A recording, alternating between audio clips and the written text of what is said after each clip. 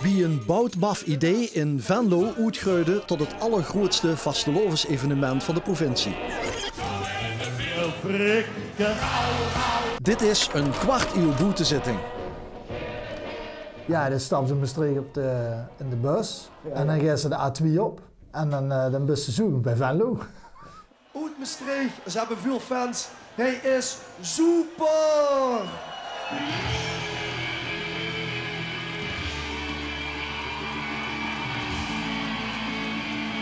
We stonden amper een jaar en we hadden in Maastricht wel een paar optredens gedaan, maar dat gaat niet zoveel. En de meeste, ja, er was een groepje wat dus een keer in Maastricht had gezien en die vond het wel grappig om dus als chockerende act neer te zetten in een café vol met vastelovensmuziek. En ja, er bleek een scout van L1 te zien die zag van dat is misschien wel een act die we kunnen gebruiken in de zoekgroep. Ja, men die helden carnaval en al die met hun vrije zal. Ze heeft zich op een bed gekeken. Net zo alles voor mij. Ze man daar vindt in deze fan, want men die punt met iedereen. Schandal, bij mij geleerd, schandal. De eerste keer dat van de zoekkoelen gevraagd wordt, ja, toen was ik echt van plan om lekker te skiën. En dan lekker de dag voor vastelovend terug te komen en dan gewoon te vieren. Maar ja, daar wordt toen gevraagd om op zaterdag inderdaad een zoeken te gaan spelen. Ja, toen heb ik mijn skivakantie maar afgebroken. En in de nachttrein terug naar Limburg toe. Zonder slaap die dag ingegaan. En ik stond er nog niet heel erg fris de eerste keer in de zoekkoel.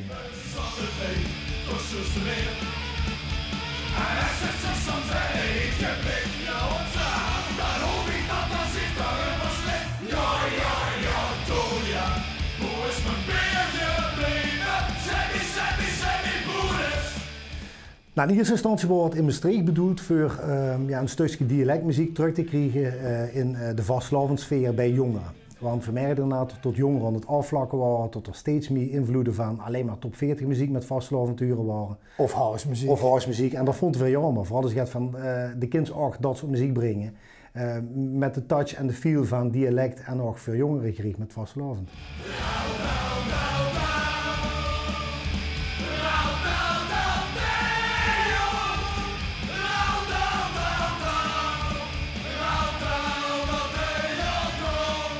Het was wel een ode aan de Maastrichter vastelovend, toch? Absoluut. Ja, zeker. Dat noemde veel een hardcore carnaval. Voor hebben eigenlijk de medley, de bestaande medley verbasterd en dan een flinke stevige gitaar erachter. Dus een beetje vanuit de hardcore punk-achtige muziek. En dan wordt de ganse medley eigenlijk opnieuw opgenomen op Us Meneer. Ik ben in de café geboren. Hey, ik ben ten eerste keer geschoren. Met het zoen van een beer, het mesje om en neer. Ik ben in de café geboren. Veel zien in de café geboren. U waren de reacties? Ja, niet allemaal even positief. Het was natuurlijk voor heel veel, er was natuurlijk in Jansenbach wat ook het stevigere muziek heeft gemaakt. Maar veel deed je er nog een show bovenop. En, ja, bij het begin was het niet later positief. nee, het was you like it or you hate it. Ja. Er zat niks tussenin. Er wordt gezegd van, dat is geen muziek wat die maken, die zien maar gaan schreeuwen. En dat huurt dan in de zoekcultuurs. Want dat was voor toen echt vernieuwend. En ja, later raken de lui eraan gewend. En dan krijg je dus weer positievere reacties erop.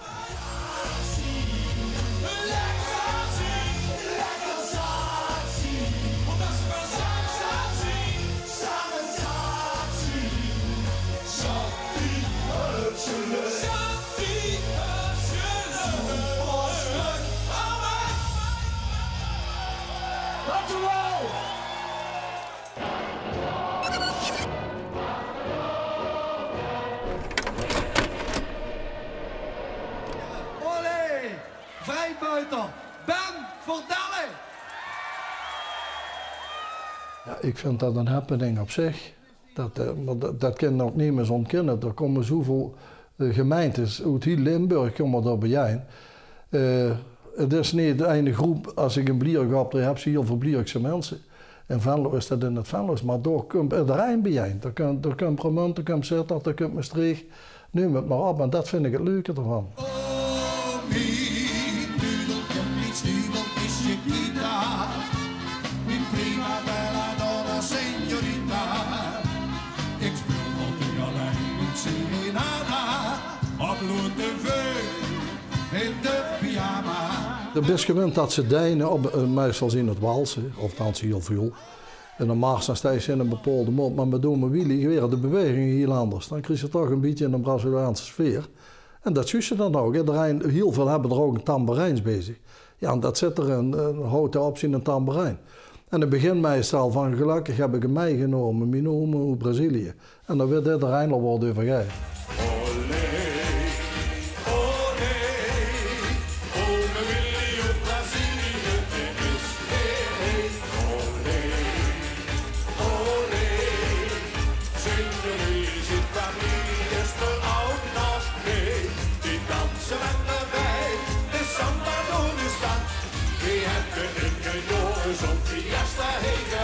Ik vind wel dat ze door echt, zeker de laatste jaren, dat iedereen door zijn best verdient een Nederlandse smiedt, maakt mooi. Jawel, dat moest ze zelf ook zien als ze in de volk kijkt. Ja, ik zie in ieder geval beurtjes. Ja, die zie ik ook heel veel. En dat ik van daar op ook nog niet van gehoord heb. Vroeger, en hoe gaat het beginnen? Toen had ik hem aan de hand als kleine jong. En nu gaat hij zichzelf laten huren met zijn grote bokser in. Marcel, vertel het een weer. Hup! Ja, goeiemiddag allemaal. En wie dag bist er dan nog geweest? Ik heb het niet geteld, ik weet het niet. Ik heb met onze Marcel er wel eens opgetrooid. Ik heb er zelf een paar keer mee gestaan. En ja, dat is toch wel iedere keer een beleving op zich. Ja. Want toen met die zoon, met Marcel. Ja. Pak me in de boksering en loop me achterdoor. Pak me in de boksering. Die wou dat ook Geer gaan doen en dat heeft hij nog gedaan. Hij heeft toen een cd gemaakt, maar toen kreeg hij zijn werk, moest hij naar Spanje toe, of hij ging naar Spanje. Daar heeft hij 9 jaar in Spanje gewoond. Ja, dan kent ze met die vastelovend heel weinig meer. Dan moet ik zeggen dat er wel altijd terug kwam, die een paar dagen, en dan vierde de vastelovend heen mee. Maar dat heeft, wat dat betreft met de zang, opzetting en dergelijke, heeft hij niet meer gedaan. Het gebeurt nog wel eens incidenteel, maar dan is dat gewoon voor kleine feestjes. Waar we dat samen leuk bevinden, maar... ja, waar geen camera's bij staan. Waar geen camera's bij staan, klopt. Dus we hebben iets unieks gefilmd. Ja, dat klopt. En we zien de ganse hoven lekker samen en ik heb hem weer. Pak die vast! Pak me in de boksering. Het blijft altijd geweldig natuurlijk, maar... Ja, voor mijzelf gaat de vorige keer goed naar een kleiner optreden. Dat moesten de jongeren laten doen. Die vinden dat geweldig en dat is ook geweldig. Maar de massa mensen alleen al om op zo'n bühne te komen, dat is een ramp, man, als je er doorheen bent. Overal leef je lang, verborgen wat. Goeie bal, wat de dag op gemaakt. Kant van bloemen ik haal van vandaag. Ja, we willen allemaal mondwendig blijven, maar dat lukt er geen einde. En dat lukt ons ook niet, wat we er ook aan doen. Ik denk als ze nog grap kunt brengen om een paar keer op een avond op te kunnen treden. En bij mij is dat maximum gewoon 2 keer meer, doe ik niet meer. Dat zie ik niet meer zitten. Ik doe het omdat ik het ga doen en zo lang mogelijk mijn gezondheid het toeliet om het te doen. Want om het doet scheiden, ik doe het meer dan 60 jaar, dat kan ik niet.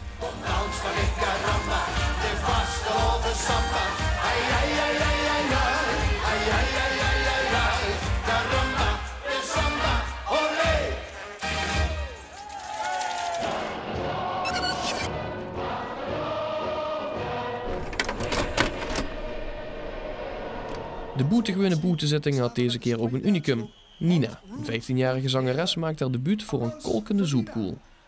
Ja, ik heb nooit gedacht dat zo gaat groot. Dat is gewoon het evenement van de vastelavond. Dus dat is wel stoer. Best niet zenuwachtig om dadelijk voor ongeveer 6000 man te staan. En nu nog niet, maar dadelijk denk ik wel. Ik ben Nina Bongaerts uit Neel en ik stond in 2002 op de zoepkoel. En die zingt ons het nummer Wat zal dat zien? Samen met de street dance groep Hot Root uit Heerlen. Applaus voor Nina. Ik weet dat ik daar op de bühne klaar stond en dat ik dat plein opkeek. En dat ik weet nog dat ik letterlijk dacht, oh. Wie oud was je toen? 15. Ik zong altijd heel graag met de vastelavond op. Dus mijn mam zag op een gegeven moment, laten we eens een keer een liedje maken. En wat een kieken we wel wat er gebeurt. Dus zij schreef een tekst en toen dacht ik van ja, ik ga niet zomaar zo'n ajerwets vastelavondsliedje doen. Ik ga het anders doen. En toen heb ik er een rap van gemaakt, een rapliedje. Ja, en dat sloeg in wie een bom. En voordat ik het was, stond ik bij in de zoekkool.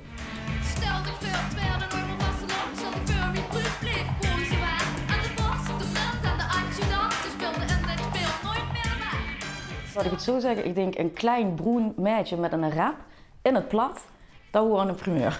Ja.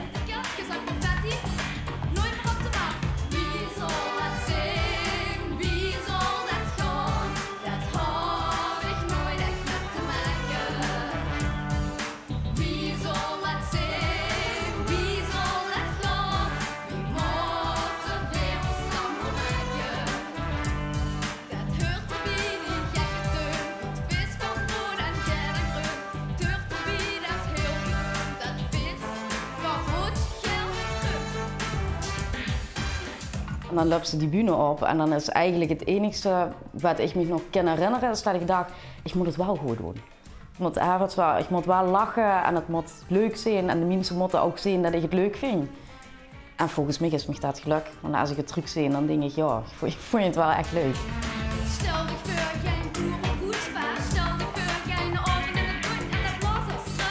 Aan trompetten gooi je alle neutjes in het rondje. Stel dich voor, geen buurt verschillen water. Stel dich voor, geen flassen onder wijn.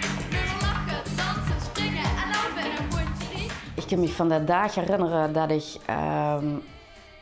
heel zenuwachtig word. Ik had echt zeggen, wat gebeurt me allemaal?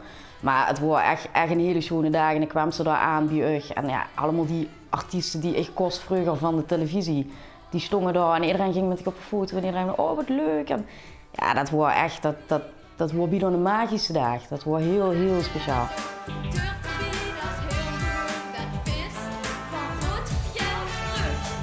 En daarna was wie ze terugkwamen, zeker de zaterdagavond, dan komen ze terug in Neel in hun eigen dorp. En er is dan prinsenreceptie. Ja, dan was ze wel zeg maar een beetje de Brad Pitt van Neel. Hè? Ja, dat was wel heel erg leuk. Maar iedereen was zo enthousiast en iedereen leefde met op een hele positieve, leuke manier.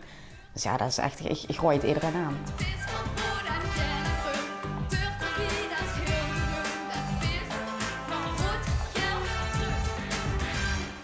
Nina, dankjewel!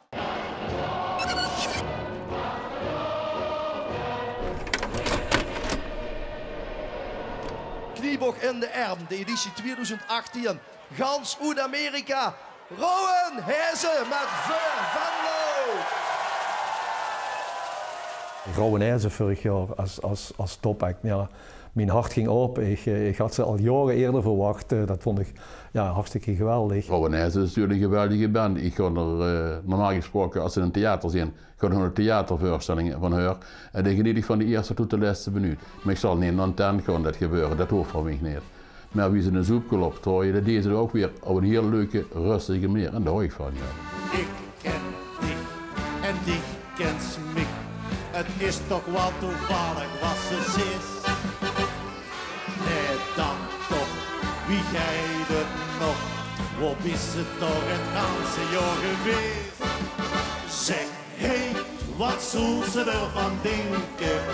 Als we er samen nou eens eindig gingen drinken.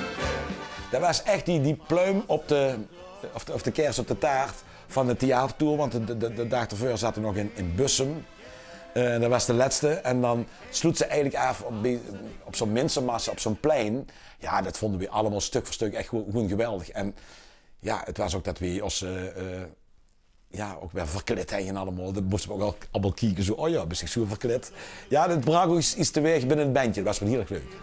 Mijn linkerpijn en mijn rechterpijn, die lopen nou al jaren leven. En het een loopt heen en het andere door. En ze lopen zich al jaren achterna. Dit is weer een complete andere koek. Hè? Kijk, we spelen festivals, concerts, noem ze maar allemaal op. Maar dit is eigenlijk ook een festival, maar dan met carnavalsmuziek.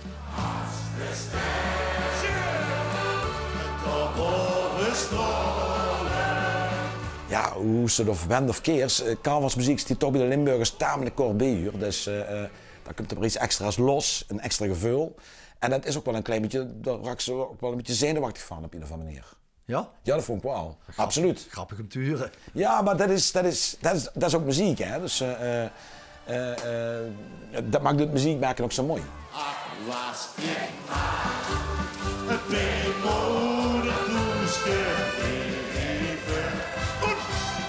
Was ik maar een wending die mij gekocht. Die eerste carnavalsplaat van de Jokers. Ja, iedere hoeskamer heeft die plaat. Die liedjes kunnen we allemaal van voor tot achter mij zingen. Die werden nagedraaid en het zien gewoon ook prachtige, hele goede liedjes die echt bestaansrecht hebben, vind ik. Bij ons in het struitje, daar ging eens een preutje. Dat hoorbaar van Petrus.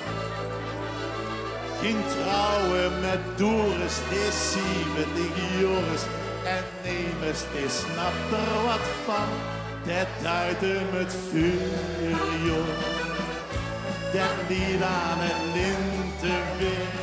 Dat loesterde bij vroeger altijd. En ik vooral, ik was daar helemaal idolaat van. En vorig jaar, toen deden we een theatertour waar we deze soort van medley van carnavalsliedjes deden. Ja, en toen vonden we dat we dat ook moesten doen op de boetezitting. Dus, we doen door de jaren al zoveel van Rowan Herzenen.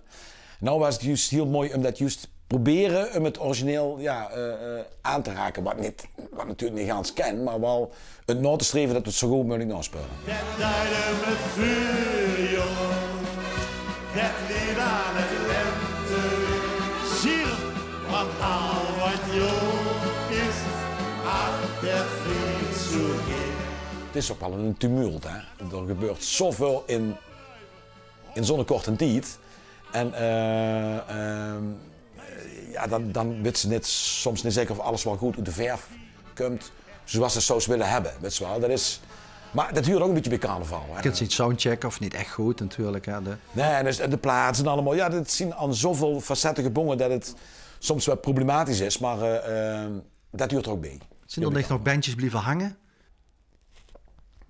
Ja, en we zei toen Nederlottem vond ik wel ja, die deed het wel goed, vond ik. Wat mich echt vanuit de historie is blijven hangen, zo, dat vond ik wel ruig, ja. Die moeder is nog te verder te bakken. Die vader in alle praat. Die zusken is die broer met een broek en hoe gehakken.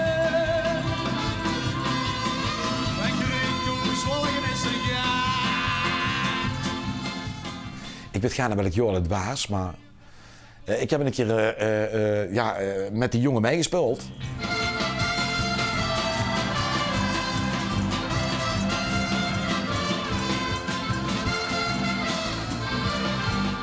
Dat was ook wel heel leuk om te doen. En ik heb natuurlijk Frans ook altijd wel een warm hart toegedragen. Ik vond het ruig hoe ze deden.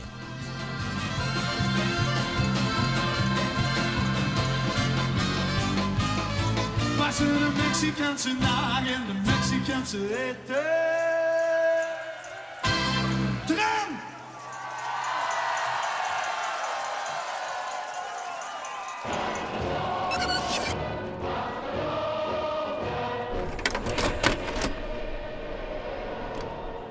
Wat heet dat belachelijke idee uit 92?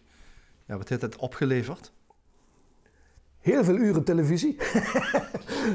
Volgens mij 25 Beppie Krafts live opnames. Maar daarbuiten denk ik wel heel veel tijdsbeelden, ook waarvan je kan zien wie de carnaval zich in Limburg heeft ontwikkeld. Van eigenlijk vanaf de straat, onder zo'n heel klein schabbig tentje, tot een gigantische wat is het, manifestatie en dan door de hele provincie. Dus het is eigenlijk totaal geëxplodeerd, zou ik maar zeggen, en gekopieerd, massaal. Dan denken we, oh, wij moeten ook gaan. Nou, door weer de statie. Dan hebben die van Gulpen. Oh ja, maar als die dan van alles hebben, ja, dan kunnen we dan op zaterdag, dat gaat niet meer. Dan hebben ze zoeken op te staan. Nou, dan moeten wij doen wij de afsluiter. En dan hebben ze nog de opening in Maastricht en alles moet er massaal her, met treinen en met alles. Ja, ik denk, wat jammer. Die gouden zwijnen in de stal, die zit op het verkeersbal. De oorspronkelijke gedachte is eigenlijk een beetje weggevallen. Het is nu gewoon een optreden als ieder ander geworden. En die artiesten treden ook overal dan op zo'n de ganse dag. Dus eigenlijk is het niet meer zo speciaal als dat het vroeger was. Ja, ik denk dat ik misschien wel 30 keer boete zo'n op te treden. Ja, dat is onvoorstelbaar. Ja, zolang is dat er inderdaad duizenden lui. In Remund komen er 25.000, in Venray staan nog, in Gennep doen ze het, in Sittard doen ze het. Dus ja, het staat overal vol, dus ja, dan kun je het toch niet te veel zien.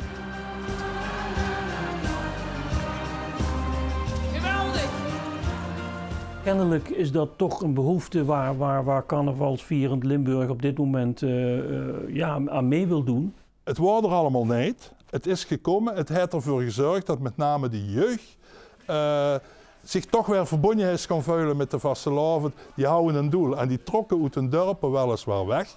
Dat is ook weer, kunnen ze natuurlijk als slecht betitelen. Maar ja, er worden niks van die jongeren in die dorpen. Ze gaan, als ze de optocht is in hun eigen dorp, gaan ze toch wel weer. Ik denk dat het een tijd lang heel erg geholpen heeft om het vastelavondsgevoel sterker te maken in onze ganse provincie. Of dat effectblijvend is, dat weet ze niet. Want soms denk ik, ja, het is nu allemaal wel wat het vuil. Net als ik moest gaan slopen, ons ogen op boven gezet. Kunnen dat zien? Als ik er straks niet meer ben, denk dan aan deze zin. Dan ben ik nooit alleen. We gaan springen! Duizend sterren bovenaan, toch ben ik de heer van. Ik zeg altijd, het was ons beste jongerenprogramma. Dat zag je ook in het publiek. En dus in die zin denk ik dat we misschien juist wel een stimulans hebben gegeven als omroep aan het eigen tijds maken voor de jongeren, interessant houden van de carnaval. Ja, en die houden meer van festivalachtige dingen dan een hele goede inhoudelijke zitting in een gemeenschapshuis in een dorp langs de Maas. Het is goed geweest, breng ik maar naar huis. Zutjes aan. Kom door de snor, het zie ik op, vasteloven. Hij is ontstaan, hij ben ik geboren. Mensen in Limburg geven altijd een beetje af op de festivalisering van de vastelovend. En volgens mij is de zaterdag het ultieme voorbeeld van de festivalisering. Dus hij is gewoon nog een groot podium te kijken met grote box en grote dranghekken, wel niet moeiste pekje en een gezellig drankje erbij. En ja, voor de jeugd is dat het massaal bijeenkomen en het massaal beleven. Volgens mij is de zaterdag mega belangrijk voor de jeugd. Ik vind alleen jammer dat jongeren daardoor niet weten dat vastelavond ook elementen in zich heeft van satire, het omdraaien van de werkelijkheid.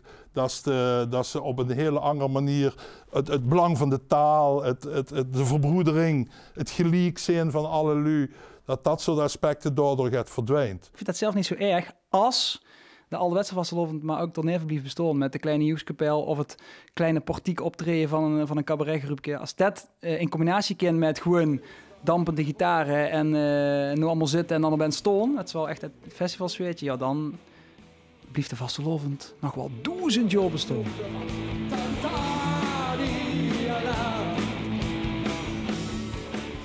Vroeger was het zondag, maandag, dinsdag. En ik weet zeker dat die boetezitting heeft ertoe geleid dat in heel Limburg de zaterdag gewoon een vastelavondsdag is geworden. En niet alleen in Venlo. Maar dat dinsdag is nu, omdat het de dag voor vasteland al zo zwoer zien, dat de lui op dinsdag zeggen, boah, nee, dinsdag ben ik helemaal niet meer gegaan. Weet je, dat vind ik jammer.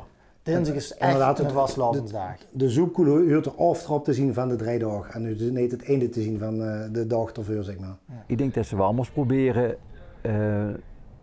te kijken of de invulling nog steeds van deze tijd is. Zorgen dat de invloeden die ook de jeugd met zich meebrengt en de veranderingen erin, dat ze die ook weer een bühne geeft, een kans geeft. Want het moet een dynamisch geheel zijn.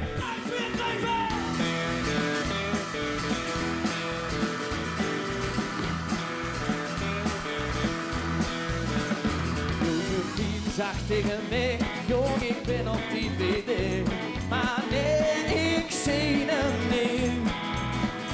Josephine, dat was meer, dit is niet de eerste keer. Ik zie ook in het Limburgse dat als de 6 komt uit Venlo, dan hebben ze het over de boete zitten. Dus ik denk dat dat heel veel zegt over dit evenement in ons binnenstaat. Er zijn heel veel mensen die zomers hier komen, die zitten bij mij op het terras voor het stadhuis. Is dit nou de zoekkool, meneer? Ik zeg, nee, die is hier met Hukske. Ja, we kijken altijd tv, maar nu wil het ook echt zijn. Dat is altijd wel, wordt regent, dan druppelt het ook. Hè.